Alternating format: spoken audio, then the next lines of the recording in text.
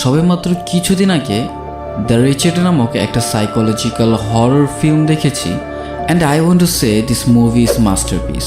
এই সিনেমাটা জার্মানির একটা মিথোলজির উপর বেসড করে তৈরি করা হয়েছে অ্যান্ড আমি আপনাদের মুভির শুরুতেই স্পয়লার দিয়ে আপনাদের মজাটা নষ্ট করতে চাচ্ছি না, সো দ্যাটস ওয়াই আমরা গল্পের মধ্যে চলে যাব।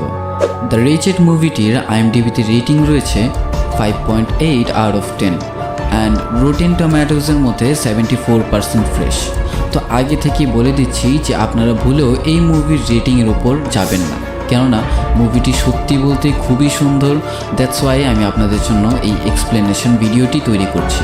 অ্যান্ড মুভিটির শেষে আমরা এর আসল মিথোলজি এবং কিছু থিওরি নিয়ে আলোচনা করব। আশা করছি আপনারা সবাই শেষ পর্যন্ত থাকবেন।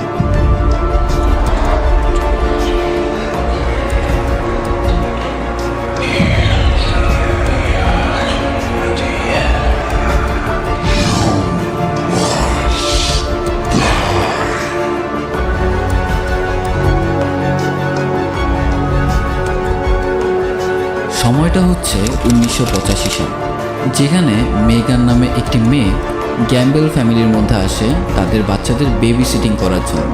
মেগান বাড়িতে প্রবেশ করার পরে বাড়ির বেসমেন্ট থেকে সে কিছু একটা শব্দ শুনতে পায়, যেখানে সে তা চেক করার জন্য চলে যায়। সে সেখানে যাওয়ার পরে একটা মানুষরূপী পিশাচিনীকে দেখতে পায়, যে কিনা সেই গ্যাম্বেল ফ্যামিলির বাচ্চাকে খাচ্ছে। মেগান তা দেখার পরে অনেকটা ভয় পেয়ে যায়, যার কারণে সে সেখান থেকে পালানোর চেষ্টা করে। যখন সে সিঁড়ি দিয়ে উপরে উঠতেই যাবে, ঠিক সেই মুহূর্তেই সে মিস্টার গ্যাম্বেলকে উপরে দেখতে পায়, কিন্তু মিস্টার গ্যাম্বেল তার দরজাটা বন্ধ করে দেয় এবং সেখানেই মেগানকে সেই পিশাচিনীটা তাকে খেয়ে ফেলে। দরজার বাইরে আমরা স্ট্রেঞ্জ একটা সিম্বল দেখতে পাই, যা কিনা দেখতে কিছু একটা ত্রিভুজ আকারের দেখাচ্ছিল এবং সেখান থেকে ঘটনা আবার প্রেজেন্ট ডেতে শিফট হয়। প্রেজেন্ট টাইমে আমরা বেন নামের একটা কিশোরকে দেখতে পাই, যে কিনা তার বাবা লিয়ামের কাছে কিছু দিনের জন্য থাকতে এসেছে। এবং এখানে একটা কথা বলে রাখা ভালো যে বেনের বাবার সাথে তার মায়ের ডিভোর্সের ব্যাপারে কথা হচ্ছে। বেন তার বাবা লিয়ামের সেই ম্যারিনার মধ্যে কাজ করা শুরু করে। সেখানে সে একটা মেয়ের সাথে পরিচয় হয়, মেয়েটির নাম হচ্ছে ম্যালোরি, এবং তাদের মধ্যে ভালো একটা বন্ধুত্বের সম্পর্ক তৈরি হয়। বেন তার বাবা লিয়ামকে একটা মেয়ের সাথে দেখতে পায়, যে কিনা তার সাথে ডেট করছিল। সেই মেয়েটির নাম ছিল সেরা। মিনওয়েল আমরা বেনের প্রতিবেশীকে দেখতে পাই, যেখানে অ্যাবি তার বড় ছেলে ডিলনের সাথে একটা জঙ্গলের মধ্যে রয়েছে। ডিলন সেই ফরেস্টে একটা গাছের মধ্যে একটা ত্রিভুজ আকারের সিম্বল দেখতে পায়, যা আমরা পাঁচটাই গ্যাম্বেল ফ্যামিলির সেই ডোরের মধ্যে এই সিম্বলটা দেখতে পেয়েছিলাম। ডিলন সেই ফরেস্টের মধ্যে তার মা অ্যাবির ডাক শুনতে পাচ্ছিল একটা গাছের মধ্য থেকে। প্রথম ডিলনকে সে অনেক নরম সুরে ডাক দিচ্ছিল, কিন্তু হঠাৎ করে যখন সে সেখানে যাচ্ছিল না, তাকে খুব ভারী কণ্ঠে সেখানে জোর জবরদস্তি করে ডাক দেওয়া হচ্ছিল। ঠিক তখনই আসল অ্যাবি হঠাৎ করে পেছন থেকে ডিলনের কাছে চলে আসে এবং তারা তাদের বাড়িতে চলে যায়। এখানে আমরা সেই ট্রিয়ের ভেতর থেকে একটা মনস্টারের হাত দেখতে পাই, কিন্তু যখন সেখান থেকে অ্যাবি এবং ডিলন চলে যায়, ঠিক সেই মুহূর্তেই সেই গাছটা সেখান থেকে উধাও হয়ে যায়। এনিওয়েজ, অ্যাবি তার বাড়িতে চলে আসে তার স্বামী টাই এবং তার ছোট ছেলে স্যামের কাছে। সেখানে আমরা জানতে পারি যে বাহিরে একটা হরিণের মরদেহ পাওয়া যায়, তাও অ্যাবির গাড়ির মধ্যে। আসলে পথে আসার সময় অ্যাবির গাড়ি এই হরিণটিকে হিট করে, যার কারণে সেখানেই সেই হরিণটি মারা যায়। এবং যেহেতু হরিণের মাংস মানুষের দেহের জন্য খুবই উপকারী, সেই কারণেই অ্যাবি এই হরিণের ডেড বডিটিকে বাড়িতে নিয়ে আসে। অ্যাবি সেই হরিণের পেটটাকে কাটে এবং পেট থেকে তার নাড়ি ভুঁড়িগুলো এমনভাবে বেরিয়ে আসে, দেখেই বোঝা যাচ্ছিল যে নাড়ি ভুঁড়িগুলো ভেতর থেকে পচে গেছে। অ্যাবি সেখানেই তা রেখে তার ঘরের মধ্যে চলে যায়। কিন্তু রাত্রে আমরা সেই ক্রিচারটিকে সেই হরিণের পেট থেকে বের হতে দেখি। ঠিক সেই রাতেই বেনের বাড়ির ছাদ থেকে কিছু একটা আওয়াজ সে শুনতে পায়। সে বাইরে বের হয় তা চেক করার জন্য। দেখতে দেখতে সে অ্যাবির উঠানে পৌঁছে গেল এবং সেখানে অ্যাবির বাড়ির নিচে একটা হোল দেখতে পায় এবং সেই হোলের ভেতরে একটা জন্তুকে দেখতে পায় সে, যেখানে সে ভালো মতো ভেতরের সেই জন্তুটিকে দেখার চেষ্টা করছিল। আমরা সেই মুহূর্তেই বেনের পেছনে সেই পিশাচিনীটিকে দেখতে পাই। কিন্তু টাই তার বাড়ির পর্চ লাইটগুলো জ্বালিয়ে দেয়, যার কারণে সেই ক্রিয়েচারটি সেখান থেকে পালিয়ে যায়। পরের দিন অ্যাবিও সেই হোলটিকে দেখতে পায়, যেই হোলটি গত রাত্রে বেন দেখেছিল, এবং তাদের গার্ডেন এরিয়াতে যেই তাজা ফুলগুলো ছিল তা সম্পূর্ণভাবেই নষ্ট হয়ে যায়। সেই রাত্রেই অ্যাবি যখন তার ছোট ছেলে স্যামকে দেখতে যায়, তখন তার ক্রিপটা চেক করার পর সেখানে সে কিছু গাছের ডালপালা দেখতে পায়। ঠিক সেই মুহূর্তেই সেই পিশাচিনীটা অ্যাবিকে নিচ থেকে টান দিয়ে নিয়ে যায়। অন্যদিকে পরের দিন আমরা বেনকে দেখতে পাই। বেনের বাবা সেরার সাথে রাত্রে একটা ডিনার আয়োজন করেছে এবং সেখানে বেনকেও ইনভাইট করা হয়েছে। কিন্তু বেন তার বাবা লিয়ামের এই রিলেশনশিপ থেকে সে সন্তুষ্ট ছিল না, যার কারণে সে সেদিন রাত্রে তার বাবার ডিনারটা মিস করে সে ম্যালোরির সাথে একটা পার্টিতে চলে যায়। বেন সেই পার্টির মধ্যে অনেক ড্রিঙ্কস করে ফেলে এবং সেখানে সেই পার্টির মধ্যে দেখে বোঝা যাচ্ছিল যে বেন সেই লোকাল ছেলে মেয়েদের সাথে তার আন্ডারস্ট্যান্ডিংটা বেশি একটা ভালো যাচ্ছিল না। যাই হোক, বেন তার বাড়িতে ফিরে আসে এবং সেখানে আসার পরে বেন অ্যাবিকে দেখতে পায় সে একটা বাচ্চাকে নিয়ে জঙ্গলের ভেতর প্রবেশ করছে। বেন অ্যাবিকে পেছন থেকে ডাক দেওয়ার চেষ্টা করে, ঠিক সেই মুহূর্তেই বেনের বাবা লিয়াম সেখানে চলে আসে, যে কিনা তাকে তন্ন তন্ন করে খুঁজছিল। বাড়িতে ফেরার পরে বেনের বাবার সাথে মোটামুটি ভালো সালোই একটা ঝগড়া সৃষ্টি হয়, যার কারণে বেন সেই সেরা নামের মেয়েটির সম্বন্ধে উল্টাপাল্টা বলা শুরু করে এবং তা এসে সেরা নামের সেই মেয়েটি তার বলা সব কথাগুলোই সে শুনতে পায়। যাই হোক, পরের দিন সকালবেলা বেন ডিলনের সাথে বন্ধুত্ব করে এবং সে তাকে চকলেট খাওয়ানোর লোভ দেখায়, কিন্তু তার একটা শর্ত রয়েছে। যদি তার বাড়ির মধ্যে উল্টাপাল্টা কোনো ঘটনা ঘটে তাহলে অবশ্যই সে যেন বেনকে জানায়। ম্যারিনার মধ্যে কাজ শেষ হওয়ার পর বেন সেরার কাছে ক্ষমা চায় এবং সে সেরার কাছ থেকে রাইট চায়, কেননা তার বাবা সেই রাত্রে লেট নাইট পর্যন্ত কাজ করবে। পথে বেন এবং সেরার মধ্যে তাদের ভুল বোঝাবুঝিগুলো নিয়ে কথাবার্তা হচ্ছিল এবং বেন সেরাকে একটা দ্বিতীয়বারের জন্য সুযোগ দেয়। যখন বেন তার ঘরের মধ্যে প্রবেশ করে তখন সে ডিলনকে দেখতে পায়, যে কিনা তার মায়ের থেকে ভয় পেয়ে তার ঘরে এসে লুকিয়ে বসে আছে। ডিলন তাকে বলছিল যে অ্যাবি নাকি অনেকটা স্ট্রেঞ্জ বিহেভ করছে, যা কিনা তার কাছে অ্যাবনর্মাল লাগছিল এবং সে অনেকটা ভয়ের মধ্যেই ছিল। তখন বাইরে অ্যাবি চলে আসে এবং সে ডিলনের ব্যাপারে তার কাছে জিজ্ঞাসা করছিল। সেখানে বেন তাকে মিথ্যা কথা বলে যে ডিলন তার বাড়িতে নেই এবং সে অ্যাবিকে তার ঘরের মধ্যে প্রবেশ করতে দেয় না। অ্যাবি তখন অনেক অদ্ভুত ব্যবহার করছিল এবং সে বেনকে থ্রেট দেয়। ঠিক হঠাৎ সেই মুহূর্তে টাই সেখানে চলে আসে। ডিলনের বাবা টায়ের গলার আওয়াজ শুনে সে নিচে চলে আসে। পরবর্তীতে ডিলনকে তার ঘরে নিয়ে যাওয়া হয়। ঘরে আসার পর সে অ্যাবির ব্যাপারে তার বাবার কাছে বলে, কিন্তু তার বাবা সম্পূর্ণ কথাটাই ইগনোর করে দেয়। এখানে আমরা ভিউয়ার্সরা অ্যাবিকে কিছু একটা স্ট্রেঞ্জ মুভমেন্টের মধ্যে আমরা দেখতে পাই, যেখানে আমরা অন্তত এতটুকু বুঝতে পারি যে আসলে অ্যাবিকে সেই প্রেতাত্মাটা পজেস করে ফেলেছে। যাই হোক, পরের দিন আমরা বেনকে দেখতে পাই যে কিনা অনেক লেট করে ঘুম থেকে ওঠে। ম্যারিনাতে যাওয়ার পরে যেখানে সে ডিলনকে খুঁজছিল, কিন্তু সেখানে সে তাকে দেখতেই পায় না। সেদিন বেনের সাথে ডিলনের অনেক ইম্পর্টেন্ট কথা ছিল, যার কারণে বেন কি করলো, সে তার বাড়িতে চলে গেল এবং বাড়িতে যাওয়ার পরে টাই তার দরজা খোলার পরে বেন যখন তাকে প্রশ্ন করছিল যে ডিলন কোথায়, ঠিক আশ্চর্যজনকভাবে টাই তাকে বলছিল যে তার ডিলন নামে কোনো ছেলে সন্তানই নেই।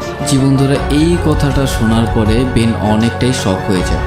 যাই হোক, গেট বন্ধ করার পরে বেন তাদের দরজার কার্পেটের নিচে সেই ত্রিভুজ আকারের সিম্বলটা দেখতে পায়, যা কিনা ডিলন সেই ফরেস্টের মধ্যে দেখেছিল। বেন সেই সিম্বলের একটা পিকচার নেয় এবং সে তাই ইন্টারনেটের মধ্যে সার্চ করে।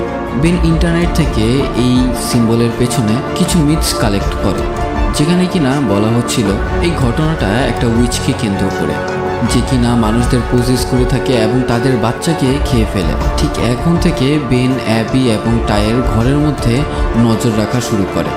একদিন তাদের ট্র্যাশ বিনের মধ্যে স্যামের কিছু পিকচার এবং কিছু খেলনা পাওয়া যায়। বেন এই সম্পূর্ণ ঘটনাগুলো ম্যালোরির কাছে শেয়ার করে এবং ম্যালোরি একটা টন্টিং নোট তাদের ঘরের মধ্যে রেখে যায় এবং সেই নোটটির মধ্যে লেখা ছিল যে we know what's in your seller. অন্যদিকে স্যাম তার রুমের মধ্যে এবং তার বাড়ির চারিপাশে লবণ দিয়ে একটা সার্কেলের মতো তৈরি করছে। সেখানে অ্যাবি টাইয়ের কানে কানে কি যেন একটা মন্ত্র পড়ছিল, যার কারণে তার কান থেকে ব্লিডিং হওয়া শুরু করে। আমরা ভিউয়ার্সরা পজেসড হওয়া অ্যাবিকে দেখতে পাই, যার শরীরের চামড়াগুলো উঠে যাচ্ছিল এবং তার শিরাগুলো সম্পূর্ণভাবে দেখা যাচ্ছিল।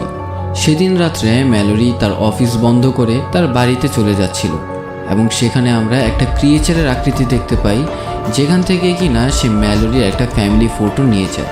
পরের দিন আমরা বেনকে দেখতে পাই যে কিনা অ্যাবির বাড়ির সেই সেলারটিকে চেক করার জন্য ভেতরে যায় এবং সেখানে সে একটা মুখোশ দেখতে পায় কঙ্কালের মতো এবং সেখানে সে কিছু ফটো দেখতে পায়। সেই ফটোগুলোর মধ্যে সে টায়ের ফ্যামিলির ফটো দেখতে পায়, যেখানে কিনা টায়ের ফেস স্ক্র্যাচ করা ছিল। অন্যদিকে ম্যালোরি এবং তার ছোট বোনকে দেখতে পাই, যেখানে ম্যালোরির ফটোর মধ্যে স্ক্র্যাচ করা ছিল। বেন এটা রিয়েলাইজ করতে পারে যে তার নেক্সট টার্গেট হচ্ছে ম্যালোরির ছোট বোন লিলি এবং সে তৎক্ষণাৎ ম্যালোরিকে কল করে। কিন্তু ঠিক এখানেও একটা আশ্চর্যজনক বিষয় ঘটে। ম্যালোরিও তাকে বলছে যে তার লিলি নামক কোনো ছোট বোনই নেই। বেন তৎক্ষণাৎ লিলিকে খোঁজা শুরু করে দেয়, কিন্তু সে লিলিকে খুঁজে পাচ্ছিল না। তাকে খোঁজার সময় তার কিছু সেখানকার থাকা লোকাল ছেলেদের সাথে ঝগড়া হয়েছে, যেখানে মোটামুটিভাবে বেন আহত হয়েছে। কিন্তু বেন তখন অ্যাবি এবং লিলিকে সেই ফরেস্টের ভেতরে প্রবেশ করতে দেখে এবং সে তাদের পিছু করতে থাকে। বেন সেই গাছটির কাছে যাচ্ছিল, যেখানে কিনা অ্যাবি সেই মেয়েটিকে সেখানে নিয়ে যাচ্ছিল। বেন সেখানে লিলিকে বাঁচানোর চেষ্টা করছিল, কিন্তু সে সঠিকভাবে সফল হতে পারেনি এবং ঠিক তার উল্টো সে সেখানে একটা পাথরের সাথে তার মাথার মধ্যে আঘাত পায়, যার কারণে সে সেখানে অজ্ঞান হয়ে যায়। আর এখন আমি সেই ক্রিয়েচার রিলেটেড এমন কিছু তথ্য দিব আপনাদেরকে, যাতে আপনাদের স্টোরিটা বুঝতে সুবিধা হয়। সেই ক্রিয়েচারটি আসলে লোকেদের মেমোরি নিয়ে যায় এবং তাদেরকে কন্ট্রোল পর্যন্ত সে করতে পারে, যেমনটা সে টায়ের সাথে করেছিল, যার কারণে সে তাদের বাচ্চাদেরকে খেয়ে ফেলে। এনিওয়েজ, লিয়ামের ঘরে পুলিশ চলে আসে, কেননা বেন তখন মিসিং ছিল এবং বেনের বিহেভিয়ার কিছুদিন যাবৎ ঠিক যাচ্ছে না। যেমনটা সে তার প্রতিবেশীদের ওপর নজর রাখছে, তাদের বিষয়ে বেশি নাক গলাচ্ছে, তাদেরকে নোটের মাধ্যমে হুমকি দিচ্ছে এবং সে ম্যারিনার থেকে কিছুক্ষণ পরপর এবং ঘর থেকেও কিছুক্ষণ পরপর সে উধাও হয়ে যাচ্ছে। অন্যদিকে সে লোকাল ছেলেদের সাথেও মারপিটের মধ্যে জড়িয়ে পড়ে। ইত্যাদি বিষয়গুলোর কারণে Ben himself was in trouble. বেনের উপরে কোনো চার্জেস তৈরি করা হয়নি, যার কারণে তাকে কাস্টাডির মধ্যে নিয়ে যাওয়ার কোনো অনুমতি ছিল না। যখন বেন তার বাড়িতে ফিরে আসে, তখন সেখানে সে সারাকে দেখতে পায় এবং সারার পাশে থাকা ফুলগুলো সম্পূর্ণভাবে মরে যায়। সাডেনলি বেন এটা রিয়ালাইজ করতে পারে যে সেখানে থাকা সেরা মেয়েটি সেরা নয়, বরং তার ভেতরে সেই প্রেতাত্মাটি ভর করেছে। সেরা তাকে আসছিলই আঘাত করার জন্য, and Ben want to protect himself, so that's why সে নিজের প্রাণ বাঁচানোর উদ্দেশ্যে সে সেরাকে আঘাত করে। সেই মুহূর্তে বেনের বাবা লিয়াম সেখানে চলে আসে এবং বেনকে কাস্টাডিতে নিয়ে যাওয়া হয়। সেরা সেই পুলিশম্যানের কানের মধ্যে কি যেন একটা মন্ত্র বিড়বিড় করে পাঠ করলো, যেমনটা সে টায়ের সাথে করেছিল, এবং ফলস্বরূপ সে সেরার বসে চলে আসে। সেই পুলিশটা বেনকে সেখান থেকে নিয়ে যাচ্ছিল এবং বেন একটা জিনিস লক্ষ্য করতে পারে, সেই পুলিশম্যানের কান থেকে ব্লিডিং হচ্ছে। সেখানে সে বেনকে ডুবিয়ে মারার চেষ্টা করছিল, কিন্তু ভাগ্যক্রমে সেখানে একটি কুকুর এসে সেই পুলিশম্যানটিকে ডিস্ট্র্যাক্ট করে দেয়। সেই পুলিশম্যানটি এটা বুঝতে পারে যে তাকে কেউ একজন কন্ট্রোল করছিল, যার কারণে সেই পুলিশম্যান নিজেকে নিজে গুলি মেরে সেখানেই মরে যায়। অন্যদিকে লিয়াম যে কিনা বেনের কথা একেবারেই বিশ্বাস করছিল না, কিন্তু তার মনে যে কোনো একভাবে সাড়া দেয় যে সে সব কিছুই চেক করবে, এবং এই কারণেই সে টায়ের বাড়িতে যায় এবং সেখানে গিয়ে সে অ্যাবির ডেড বডি এবং টাইকে ফ্যানে ঝুলন্ত অবস্থায় দেখতে পায়। লিয়াম সেখানে একটা স্ট্রাইম দেখতে পায়। ঠিক তখনই পিছন থেকে সেরা এসে তাকে ছুরি মারে।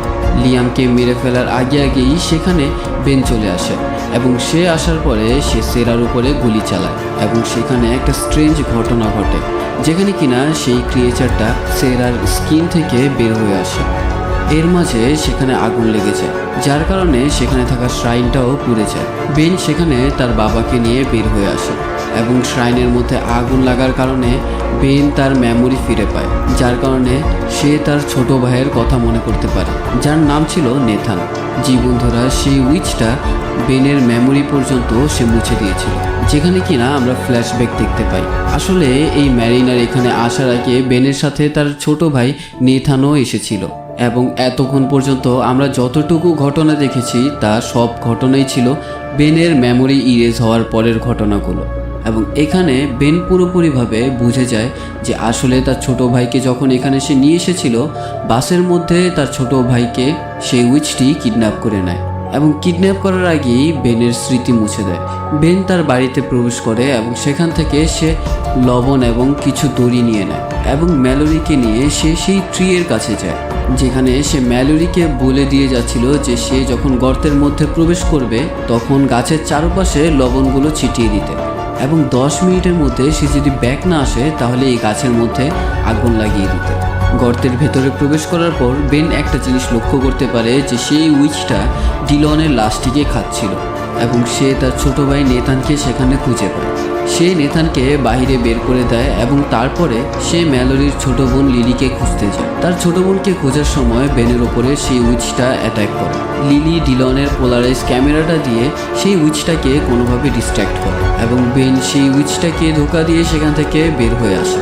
সেই উইচটা বেনের পা ধরে টানছিল, ঠিক সেই মুহূর্তেই লিয়াম সেখানে চলে আসে এবং সে তার গাড়ি এত রানিং করে ফেলে যার কারণে সেখানে সে উইচের উপরে তার গাড়িটা চালিয়ে দেয়। সেই গাছটির মধ্যে গাড়ির সাথে অ্যাক্সিডেন্ট হওয়ার কারণে সেখানে আগুন লেগেছে এবং আমাদের এটা মনে হচ্ছিল যে মেবি এই ক্রিয়েচারটা সেখানেই মারা গেছে। কিন্তু ম্যালোরি সেই ট্রির দিকেই এক নাগারে তাকিয়েই আছে, কিন্তু অন্যরা সেখান থেকে চলে যাচ্ছিল। পরবর্তীতে সিন আমাদেরকে কিছুদিন পরে ম্যালোরি তার ছোট বোন লিলির সাইকিয়াট্রিস্টের সাথে কথা বলছিল, যেখানে সেই থেরাপিস্ট ম্যালোরির কাছে সেই ট্রিয়ের ব্যাপারে জিজ্ঞাসা করে এবং এই কথাগুলো লিলি সেই থেরাপিস্টের কাছে সব কিছু বলে দেয় যখন তার সেশন চলছিল। ম্যালোরি সাইকিয়াট্রিস্টের কাছে এটা বলে যে এগুলো সব কিছুই লিলির দুঃস্বপ্ন ছিল। পরবর্তীতে আমাদেরকে বেনকে দেখানো হয় যেখানে কিনা তার মায়ের সাথে সে বাড়িতে চলে যাচ্ছিল। বেন যাওয়ার আগে ম্যালোরি তার সাথে একটা কিস শেয়ার করে এবং তার কানে থাকা সেই ফুলটা বেনকে উপহার স্বরূপ দিয়ে দেয়। বেন যখন গাড়ির মধ্যে বসে তার দেওয়া সেই ফুলটার স্মেল নিচ্ছিল, সে এটা বুঝতে পারে যে সেই ফুলটা আসলে ফেক, যেটা কিনা খুবই অদ্ভুত ছিল। অন্যদিকে আমরা ম্যালোরিকে বোটের মধ্যে কিছু বাচ্চাদের নিয়ে দেখতে পাই, যেখানে কিনা তার চেহারার মধ্যে আমরা শয়তানের হাসি দেখতে পাই। তো বন্ধুরা, এটাই ছিল দ্য রেচেড মুভির ঘটনা এবং আমরা এখন এই মুভিটির কিছু থিওরি সম্পর্কে জানব। তো সর্বপ্রথম আমাদের মাথায় এটাই প্রশ্ন আসে যে আসলে এই ক্রিয়েচারটি কে? তো এটার একমাত্র অ্যান্সার হচ্ছে এটাকে স্কিন হ্যাগ বলে ডাকা হয়ে থাকে। কিছু কিছু রেফারেন্সে এটার নাম এসেছে বু হ্যাগ নামে। এটা একটা মিথিক্যাল ক্রিয়েচার যা কিনা গোলা কালচারের মধ্যে এই ক্রিয়েচার সম্বন্ধে আমরা জানতে পারি। এই ঘটনাটা আসলে পুরনো লোককথা থেকে এসেছে। আসলে এই ক্রিয়েচারগুলো ভ্যাম্পায়ার মতোই, কিন্তু শুধু তারা রক্ত পর্যন্ত খায় না, তারা মানুষ পর্যন্ত খেয়ে থাকে এবং এই ক্রিয়েচারদের কোনো স্কিন থাকে না, এই কারণেই তাদের স্কিন রেড দেখা যায়। এখন যেহেতু তাদের কাছে কোনো স্কিন থাকে না, সেহেতু তারা তাদের ভিকটিমদের স্কিন পরিধান করে থাকে এবং এই মিথিক্যাল ক্রিয়েচারটিকেই দ্য রেচেড মুভিটির মধ্যে ব্যবহার করা হয়েছে। এখন মুভির মধ্যে যেহেতু বেন এই ক্রিয়েচারটিকে নিয়ে রিসার্চ করেছিল, সেখানে বেন কিছু জানতে পারে। আসলে এই ক্রিয়েচারটির জন্ম হয়েছে একটা গাছের থেকে, যেখানে কিনা তাদের পুরো শরীরটাই গাছের শিকড় দিয়ে তৈরি এবং তারা একটা ফ্যামিলিকে টার্গেট করে সেখানে গিয়ে আসল সদস্যদের কন্ট্রোল করে। পরবর্তীতে সে তাদের বাচ্চাদের খেয়ে ফেলে এবং শুধু তাই নয়, সে মানুষের ব্রেইন ওয়াশ পর্যন্ত করতে পারে, যেমনটা সে অ্যাবির সাথে করেছিল। এই মুভিটা দেখে আমরা একটা জিনিস প্রমাণস্বরূপ পাই, আসলে এই ক্রিয়েচারটা ছেলেদের স্কিন পরিধান করে না, সে শুধু মেয়েদের স্কিনই ব্যবহার করে এবং তাকে দ্য ডার্ক মাদার নামেও সম্বোধন করা হয়ে থাকে। মুভির একটা পর্যায়ে আমরা দেখতে পাচ্ছিলাম যে অ্যাবির স্কিনটা অতিরিক্ত লুজ হয়ে গেছিল যখন নাকি সেই ক্রিয়েচারটা তার উপর ভর করেছিল, এবং এটার আসল কারণ হচ্ছে যেহেতু সেই স্কিনটা একটা মরা মানুষের স্কিন, তার কারণে সেই স্কিনটা পচে যাচ্ছিল।